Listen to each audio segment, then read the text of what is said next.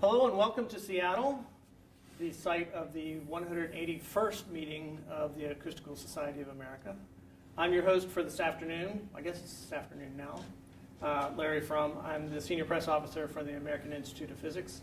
We've got 3 presentations this afternoon, probably over the next hour or so, ranging from local Space Needle acoustical information to trying to hear electrical vehicles on the road. And there are a lot of electrical vehicles in Seattle, so this is very relevant. But we're going to start off with something that attracted our attention right out of the gate, mainly because it involves Lego minifigures, and who doesn't like that? Brian Anderson from Brigham Young University is going to talk about. Well, Brian, explain time reversal to me. Yeah, I think maybe time reversal is why I look so young. Is sometimes the joke I give, but yeah, time reversal is a method to focus wave energy to a point in space, and we can focus sounds that you can hear, and so you can get this nice audible demonstration.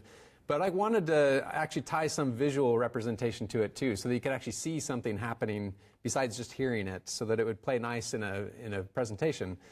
And so one day I just was thinking, oh, well, one way to maybe make this visual is to maybe set up some little figures that I can maybe knock over one of them and leave the rest of them standing. And so I stole my kids' Legos one night and brought them into the lab, and when nobody was looking, I set it up and did this experiment, and everybody really liked it. And so we've done a bunch of further work on it, and actually even developed it for a museum demonstration that is going on right now at ETH Zurich in Switzerland.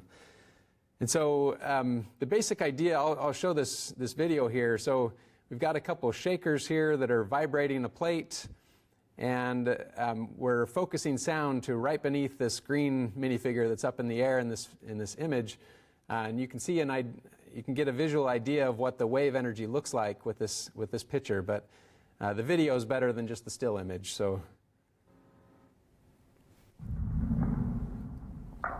there we go. We flipped the one Lego up on its head. I promise you there's nothing flicking the plate underneath. It's just the waves are coming from these 2 shakers and only converging and giving you a large amplitude right beneath that green minifigure. So essentially we're able to do ventriloquism with vibrations, but it's real. So anyway, we've had a lot of fun with this. I actually did the initial experiments at Los Alamos while I was an employee there, and so some of my colleagues have done some work with it. But then I went to BYU. I've had some students looking at the physics of this, and then ETH Zurich invited us to contribute a demonstration at their university. So the idea here is that time reversal is a method of focusing wave energy to a location in space, and like I said, we wanted to create a visual representation of this. And some of the applications that have been developed for time reversal include trying to destroy kidney stones, focusing enough energy so that you can heat the kidney stone and melt it, basically, so you have non-invasive surgery. Also locating damage in structures, maybe locating earthquakes, distinguishing them from other things that are nefarious, and also to communicate between submarines. That was the initial application for the development of time reversal research. As I said, BYU and Los Alamos have jointly created the demo, and then ETH Zurich invited us to contribute this demo as part of their Waves Dive In wave propagation museum that's going on right now for the next year and a half over in Switzerland. I hope to be able to get over there to actually see it, but I've only seen pictures and video so far. But the basic idea with this research was I had a student looking at the physics involved and try to improve the repeatability of the demonstration. We were getting plenty of amplitude to knock the Lego up a couple inches up into the air, but it only worked like a third of the time, and so we wanted to study some of the physics behind it. And we wanted to make it practical for the museum demonstration. So just to give you a little bit of a cartoon idea of how time reversal works, we developed this animation here. Imagine that this gray box represents a room or a plate that you're focusing sound or vibrations in, and the S there represents where the source is, and then we're using a laser as a sensor of vibration. So if you put in a pulse from the source, Then these blue lines denote how the sound travels from one point to the other, denote some of the rays in which the paths in which the sound takes between these two locations. And the recording of this response is called an impulse response. And the time reversal part is just playing the music backwards. So we can take this impulse response, reverse it in time, and then play it from the source again. And all the paths that were recorded initially, they retrace their steps, and we can get all of them to arrive back at the receiver location at the same time. And it gives you a large focusing of energy in space and in time in this case, which is enough apparently to knock over a Lego. So this is a slow motion video of these waves coming in to focus beneath the Lego. So this is like the plate vibrating, and then boom, you get that red peak that launches the Lego up into the air. So I alluded to this issue that we had with the repeatability. We were able to get plenty of amplitude, but it only worked like a third of the time. Well, one of my students decided to shine our laser, which measures vibration, shine it on the Lego minifigure itself and see what the Lego was doing rather than just the plate. What he found was that the Lego minifigure was actually bouncing just a little bit before and after that focusing. And unfortunately, some of the time, the Lego was in the air falling down while the plate was focusing, and so it missed the focus event.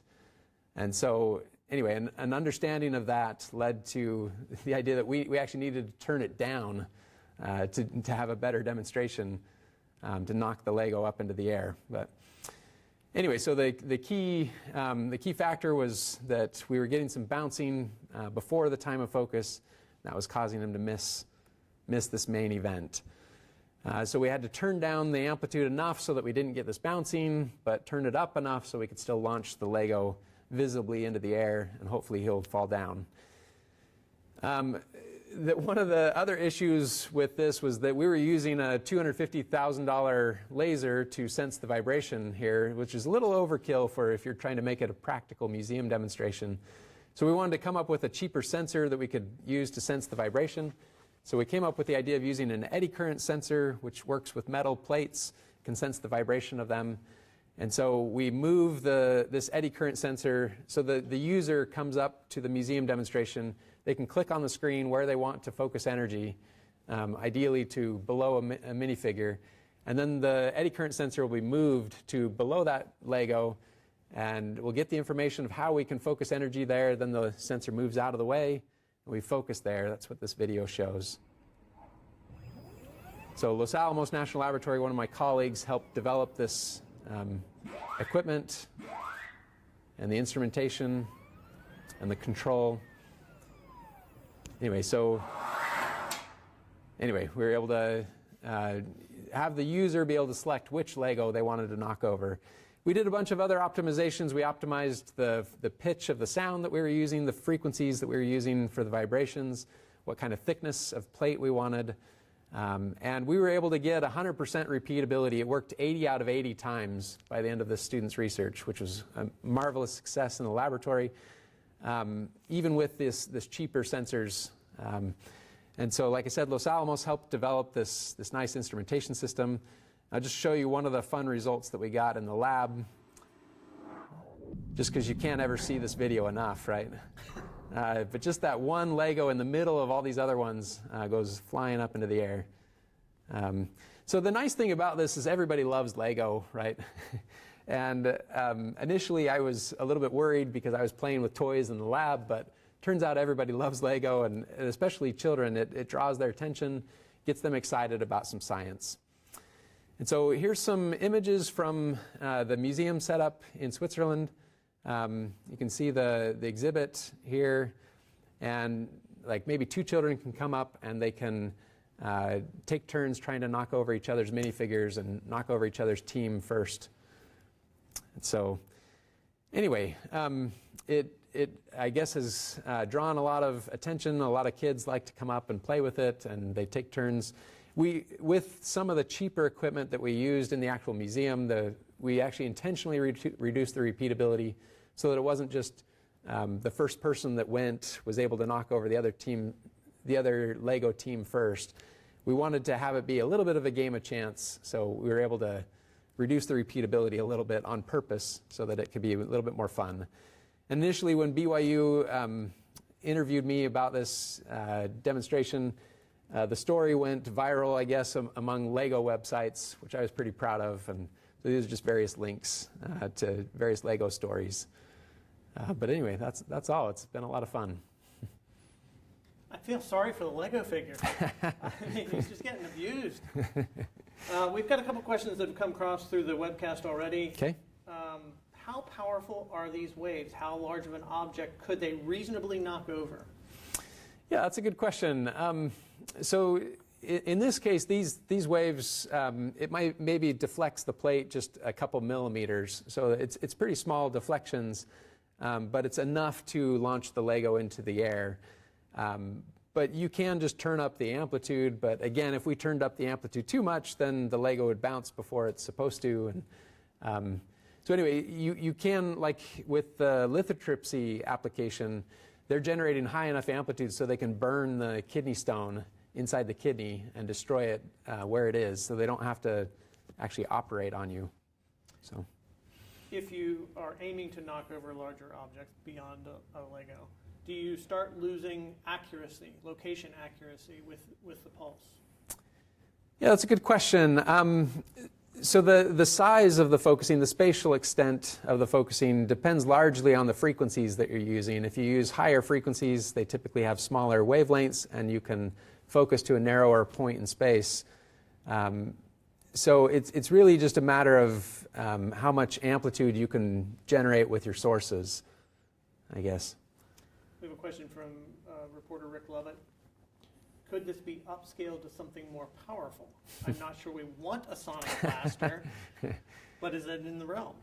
So there's this Hollywood movie, The Core, that was released in the early 2000s, and the trailer for the movie, it talks about this targeted seismic weapon that countries were using, and it had actually messed up the spin of the core inside the Earth, and so that was the whole premise of the movie. I don't think it's ever going to get to that point, but what's nice is that there's these medical applications to maybe destroy kidney stones or brain tumors.